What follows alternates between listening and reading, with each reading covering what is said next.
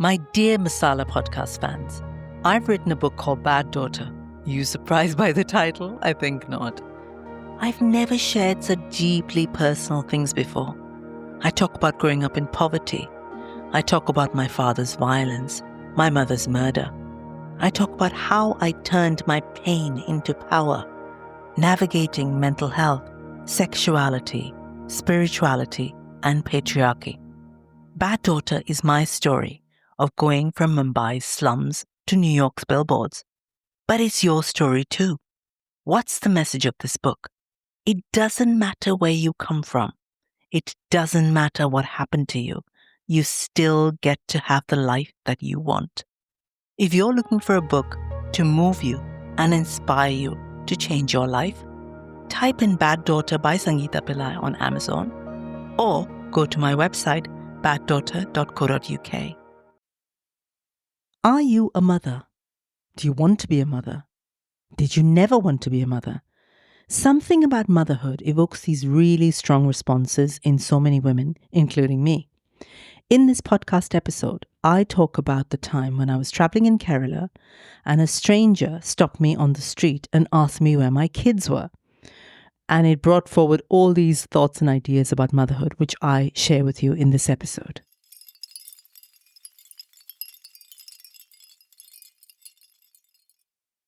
I'm out for a walk in a small village in Kerala.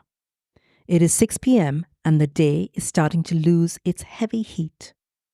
Although the tar on the road is still sticking to the underside of my trainers, it's that hot, humid and muggy. I'm staying with my uncle and my aunt.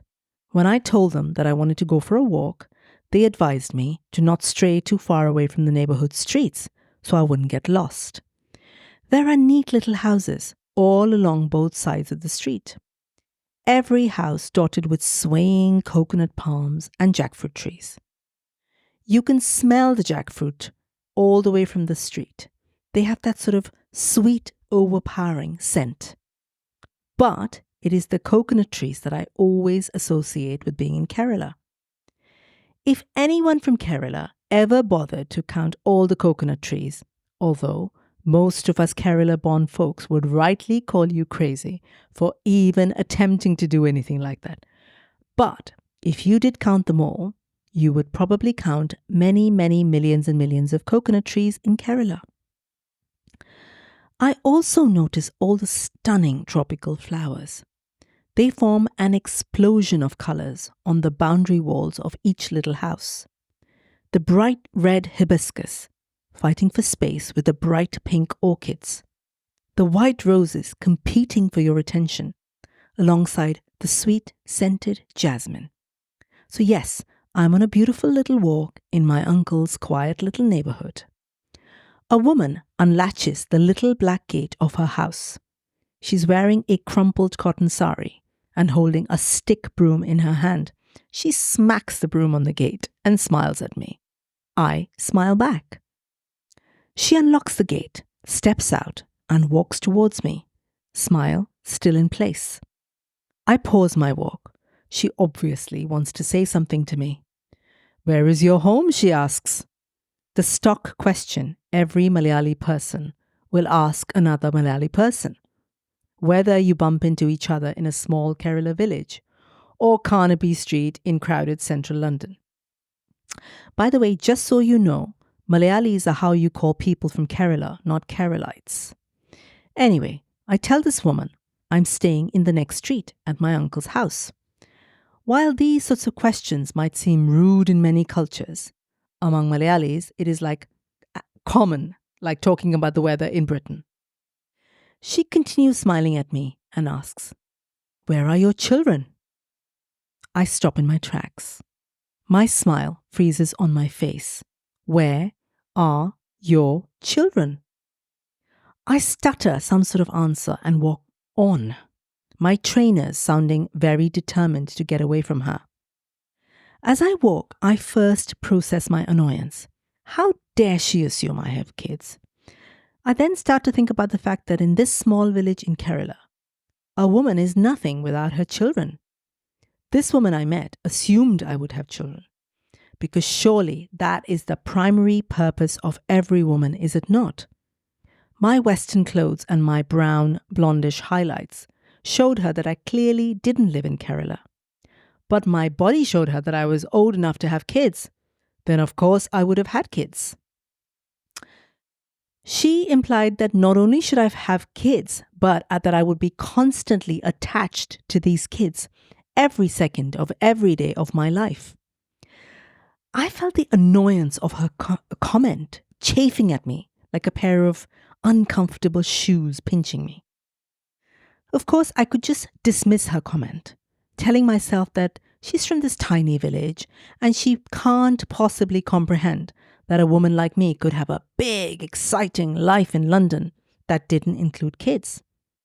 But here's the thing, whether it's folks from small Indian villages or politicians in large American cities, or even most people in modern European towns, most people still believe that a woman's primary purpose is to have kids. We are born with wombs, therefore we must reproduce. We've been given qualities like empathy and caring, therefore we must use them to raise children. I've had so many conversations with so many women in so many different parts of the world, where women will ask me about my kids. And when I tell them I don't have kids, the first thing I see is this, "Oh, you poor thing" sort of expression on their faces. Because most of them assume I don't have kids because I cannot have kids. Hence the sympathy. The next thing that I say always triggers many women. When I tell them that I didn't have kids because I never wanted kids, that I always saw a life for myself that was free of children, women usually go quiet. Some look annoyed, some downright furious. Many of them will act as if my choice to not have kids is a direct attack on their choice to have children. No, it isn't. I always want to say this to them. I'm glad motherhood is your choice and that it brings you joy. But like I respect your choice, please respect my choice to be child-free. Things are particularly bad among South Asian groups. White British women are too polite to ask too many questions, but South Asian women, not so much. They will usually say, "Who will look after you when you're old?" To which I often want to say, isn't that a really selfish reason to bring another human being into the world? Sometimes they'll say, "If everyone thought like you, the human race would die out." Nope. The planet is overpopulated, and we are stripping the earth of its resources by adding to the population. So actually, many of us having many, many children will eventually kill the planet and the human race. Then there's the old classic, they say, "You'll never know love like a mother's love." I do believe there are many avenues for my love, not just the love for children. Then so many people will say this. Women without kids are so selfish. Excuse me, but I see many, many parents behaving quite selfishly, whether that's on public transport or in supermarkets or on airplanes or hotels, sometimes more so than people without kids. Sadly, the fact is though, most people still believe in this day and age that women without kids are selfish.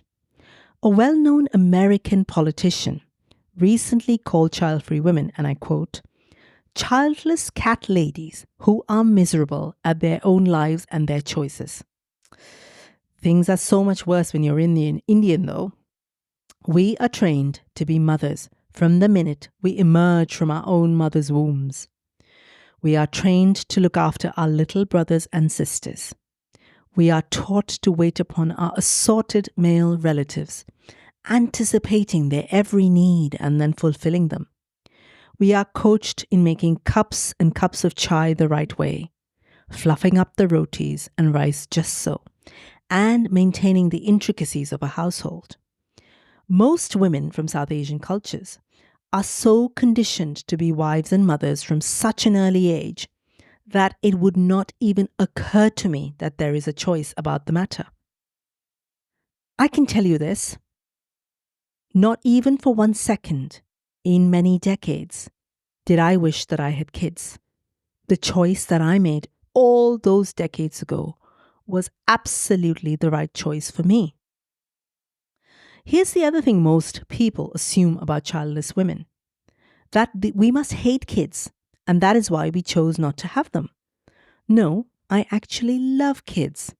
I love watching them play because you can see how wholeheartedly they play and they fight and they laugh. Qualities that most of us lose by the time we become adults. This is the most important thing that I want to share with you today on this podcast episode. As I've been doing the feminist activism with Soul Sutras for all these years, I now see all the girls in the world through an almost maternal lens, particularly as I grow older. I feel like all the girls are sort of like my daughters, all these millions and millions of girls. So when I meet young women and girls, I feel this sort of protectiveness towards them. I want to shield them from some of the crap this patriarchal world will dish out to them. I feel this love for them even though I don't know them. I'm working very hard with all my work and my podcast to make the world a better place for all the girls. And I will continue to do that until my dying breath. So I guess in a sense you could say I'm more of a mother to more kids than most mothers will ever be.